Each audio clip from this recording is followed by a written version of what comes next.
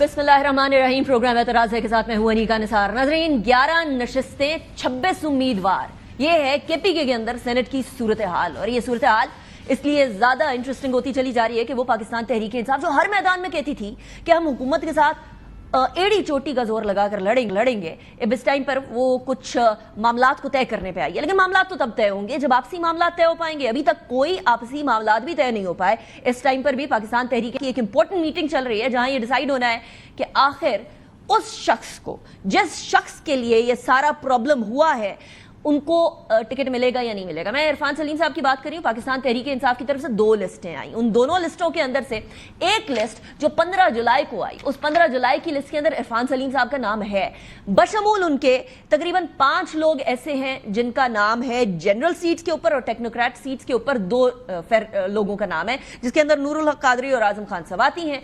और इरफान सलीम का नाम काट के आगे नाम आ गया मिर्जा आफरीदी का। ये मिर्जा आफरीदी के नाम आने के बाद पाकिस्तान तहरीक इंसाफ में एक कशमकश चल रही है कि वो कहते हैं कि सेनेट के इंतखाबात में वैसे तो बकौल शाहिद खाकान अब्बासी साहब के करोड़ों रुपए लगते हैं, तो क्या पाकिस्तान तहरीक इंसाफ के ये कैंडिडेट जिनको टिकट दिया गया है मिर्जा आफरीदी साहब ने, क्या इन्होंने पैसे लगाए या नहीं लगाए? इसके हवाले से पाकिस्तान तहरीक इंसाफ में जो फूट पड़ी है वो जरा मुलाहिजा करें।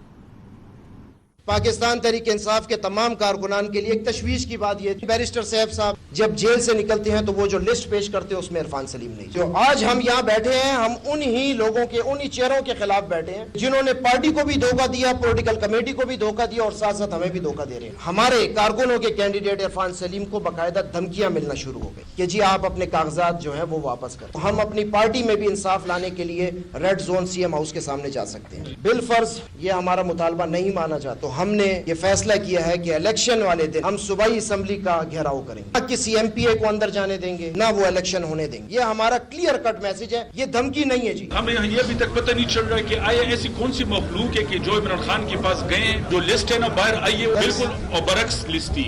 आज जो शकूक शुबात है वो सिर्फ इसी बात पर आए कि जो लिस्ट हमारी सूबाई कैबिनेट ने इशू की थी, आया वो इमरान खान तक पहुंची है कि नहीं पहुंची। और जो लिस्ट बाहर आई है जिसमें एटीएम मशीन के नाम थे, वो लिस्ट किसकी वजह से अप्रूव हुई, जिसमें हमारी सूबाई कैबिनेट को भी एतमाद में नहीं लिया गया।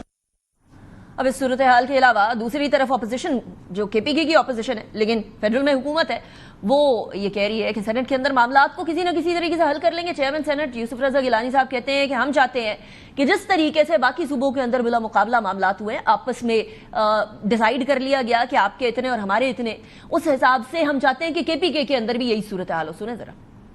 जो सेनेट की पोजीशन है, सीट्स थी एपीके से, वो मैटर सब जुडिस था, अदालतों में था। अब फैसला हुआ है, इंशाल्लाह इलेक्शन होगा। सिंध में बिला मुकाबला हुए, पंजाब में भी बिला मुकाबला हुए, हो सकता है वहां भी बिला मुकाबला हो।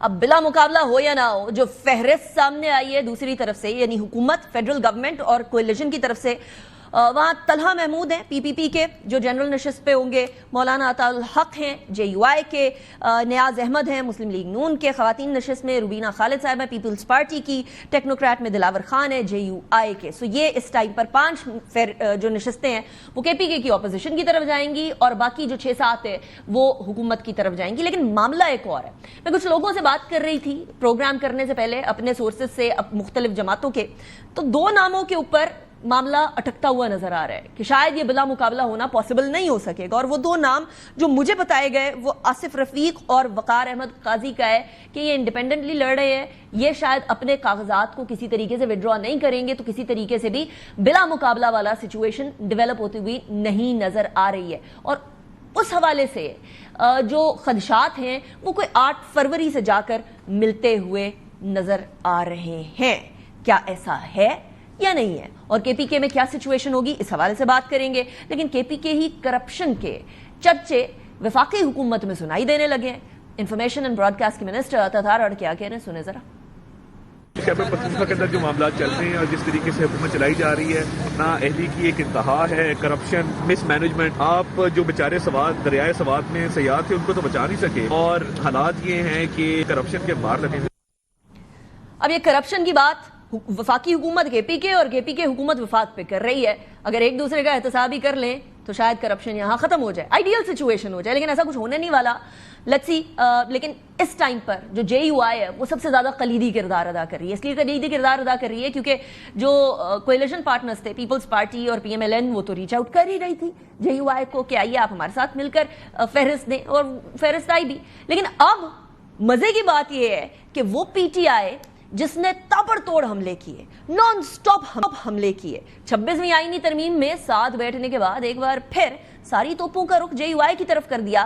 سنا ہے کہ انہوں نے رابطے ایک دفعہ دوبارہ بحال کرنے کی کوشش کی ہے.